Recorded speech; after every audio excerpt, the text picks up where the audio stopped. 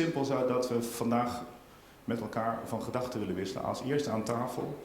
Ik denk dat u daarna ook nog wel een vraag mag stellen of iets wil zeggen. Dit zijn de mensen waarvan wij denken dat ze in potentie geïnteresseerd zijn in het onderwerp. We willen het onderwerp verder brengen. We willen in zekere zin terugkijken naar wat Utrecht Manifest de vorige 4 afleveringen bereikt heeft. Dus in zekere zin retrospectief.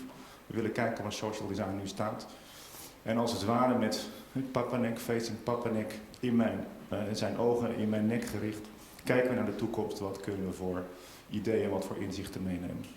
So for now, let's change to English and let's change to our moderator, Wouter van Stiphout, and he is going to announce, well, the great lineup we have on the table. Thank you very much. And I'm going to introduce you to the first speaker. What we are going to do actually is, this looks wonderfully prepared. These cue cards. That's actually the extent of my preparation. We have 6 people sitting here, as you know. I actually just want to go through all 6 and let them tell us a story. That's basically it. Would it be possible? Do you think that out of your big data that you could extract real problems that actually cannot be solved by insurance, but could be solved by design? Well, this whole thing about big data, I think we are only just starting with it. So we do have a lot of data, but there are a lot of things we don't know because we just starting to think how can we use them. My mother is 87 years old. She lives now for 20 years in a building that is, I think, built 20 years ago. It is especially built for elderly people. I mean, they should have a good conversation with the architect. Yeah, you described this differently the last time. It's recorded now. There's the building does not facilitate any interaction between. They don't know each other. They don't. Who lives next door? My God, you never see them.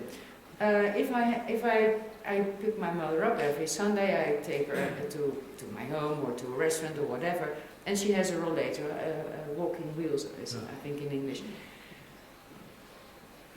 Please design a rollator that I can handle. But she cannot open a jar. There are so many things that you could do if designers would facilitate us. Can I ask a short question? Maybe you can, yeah, sure. Maybe you afterwards you can co-create something, but we will come. Go ahead, Enrico. Just a very simple question. Do you see a future where you hire designers? I don't know. And because you were talking about your mother-in-law or your mother. Yeah. And then you say like, okay, designers do something for her. I'm an insurance company, but you designers, you should do something for her. But I could also imagine when you're talking about this future where you talk about co-creation, that Achmea, a company like Achmea, would take up a very different role in that. Yeah, I mean it's a possibility, but don't you think it's an interesting scenario? Okay. Yeah, well, I think it's interesting. So I'm involved for a year now with the We Are Here group.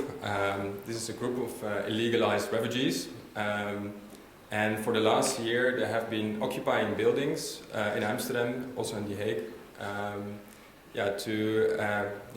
to make themselves more visible in public space in Holland.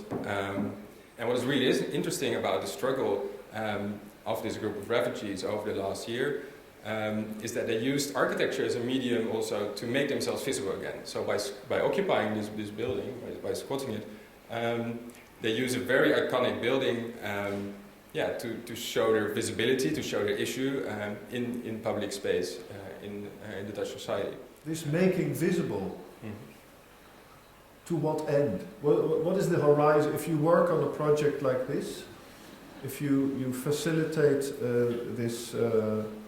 this use of this church, etc., if you describe it like this, the making visible, what is the horizon that you are working towards? The Dutch government is obliged to provide them with like shelter and basic healthcare and all those kind of things according to European law. So, but they're not given those rights, And so that's actually the main short-term demand. So they want to participate in the society as they are made illegal here, but they also cannot go back because their countries are unsafe.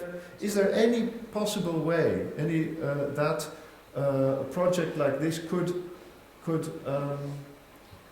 be helped by Achmea? Even fire insurance on the church? I mean, these people are like have no access to any regular, On an individual basis, it's impossible to insure them because they are not. they have no papers, they no have names. papers. No, yeah. Maybe the organization that organizes the shelter could apply for an insurance, maybe a fire insurance.